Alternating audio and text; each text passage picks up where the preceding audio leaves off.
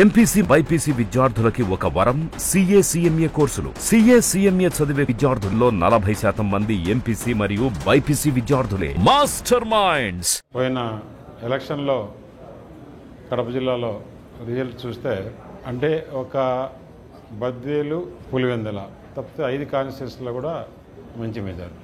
ఇక్కడ కూడా గట్టిగా పోరాడి షర్మిల లేకుండా ఉండింటే ఈ పార్లమెంట్ సీట్ కూడా మంచి మెజార్టీతో గెలిచే సీటు కడప సీటు.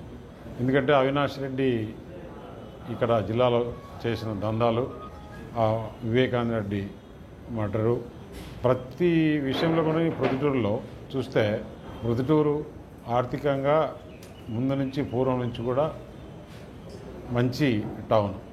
ఒక మార్వాడి కూడా లేకుండా యావత్ భారతదేశంలోనే ఉండే ఊరు ప్రొద్దుటూరు ఒకటే.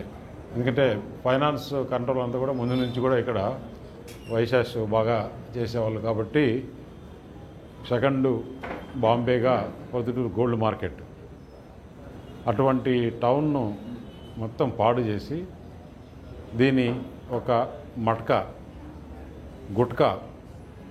గుట్కాలో కూడా ఇక్కడ డబ్బులు ఇచ్చి గుట్కా వ్యాపారం ఎమ్మెల్యేనే మట్కా. అలాగనే క్రికెట్ బెట్టింగ్కు ప్రొద్దుటూరు అడ్డా. ఇవి కాకుండా మొత్తం ప్రొద్దుటూరులో ఎవరు మున్సిపాలిటీలో ఇల్లు కట్టుకోవాలంటే వాళ్ళ బామర్ది బంగారెడ్డి, అతనికి డబ్బులు కట్టాలి.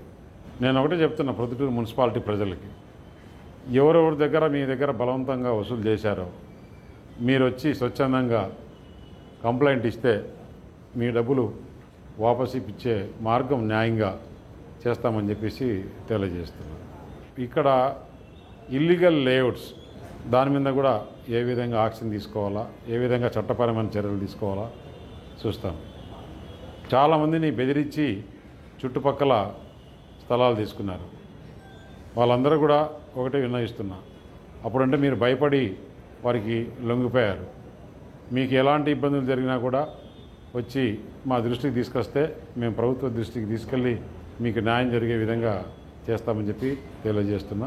ఇక మిగతా ప్రజలకు మంచి పాలనే ఉంటుంది, కానీ ఇలాంటివి లేవు. ఇంతకుముందు ఏదైతే పొద్దుటూరులో నందం సుబ్బయ్యని మర్డర్ చేశారో ఆ మర్డర్ చేసింది ఎవరికనేది అంతా తెలుసు. అప్పుడుండే పోలీసు అధికారులు దీన్ని దాచిపెట్టారు. ఆ పోలీసు అధికారులపైన కూడా చర్యలు తీసుకొని ఆ పోలీసు అధికారి అప్పుడు ఎవరు ఉండింది ఇక్కడ శాండిల్వుడ్ స్మగ్లర్ మేలు అతనికన్నా. అతను సామాన్యంగా ఇక్కడ అసలు ఎర్రచందనాన్ని పుష్ప అవార్డు ఇవ్వచ్చు అతనికి. అటువంటి ఎస్పీ దౌర్భాగ్యంగా ఆ విధంగా ఫస్ట్ పోస్టింగ్ అతనికి జిల్లాలో ఫస్ట్ పోస్టింగ్ వస్తే ఇక్కడే అడిషనల్ ఎస్పీ, ఇక్కడే డిఎస్పీ, ఇక్కడే అన్నీ చేసుకొని ఎంపీసీ బైపీసీ విద్యార్థులకి ఒక వరం సీఏ సీఎంఏ కోర్సులు. సీఏ సీఎంఏ చదివే విద్యార్థుల్లో 40% మంది ఎంపీసీ మరియు బైపీసీ విద్యార్థులే. Master minds. అటువంటి ఎస్పీ దౌర్భాగ్యంగా ఆ విధంగా ఫస్ట్ పోస్టింగ్ అతనికి జిల్లాలో ఫస్ట్ పోస్టింగ్ వస్తే ఇక్కడే అడిషనల్ ఎస్పీ, ఇక్కడే డిఎస్పీ, ఇక్కడే అన్నీ చేసుకొని ఏ విధంగా ఇక్కడ అన్నిటికీ ఒక అడ్డా చేశాడు. శాండిల్వుడ్కి, దొంగలకి. అలాగే కడప టౌన్లో కలెక్టర్ ఆఫీస్లో హరికిరణ్ కలెక్టర్గా ఉన్నప్పుడు అక్కడ ఒక పులివెందుల నుంచి జెడ్పీటీసీ చక్రాపేట మండల ప్రెసిడెంటు అతన్ని కూర్చోబెట్టి 22A చుక్కల భూములు పెట్టించడము తీయించడము రోజు ఒక కౌంటర్ పెట్టుకొని కలెక్టర్ ఆఫీస్లో చేశారు. దానిపైన కూడా ఎవరెవరు అప్పుడు చేయించారు ఏంటి అనే దాని మీద కూడా ఎంక్వైరీ చేయించాల్సి వస్తుంది. వాళ్ళు చేసినవన్నీ కూడా ఏ విధంగా చేశారు, కమలాపురంలో ఏ విధంగా భూదోపిడీ, కడపలో ఏ విధంగా భూదోపిడీ, 22A ప్లస్ డాటెడ్ ల్యాండ్, ఇవన్నీ కూడా ఎంక్వైరీ చేయడం జరుగుతుంది. ప్రజలను ఇబ్బంది పెట్టి భూములు లాక్కునేటి కూడా వాళ్ళు స్వచ్ఛందంగా వచ్చి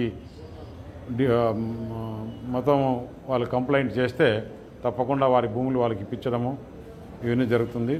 అలాగే ఏదైతే ఎలక్షన్లో ఈ సూపర్ 6 చెప్పారో అవన్నీ కూడా అమలు చేయాలి.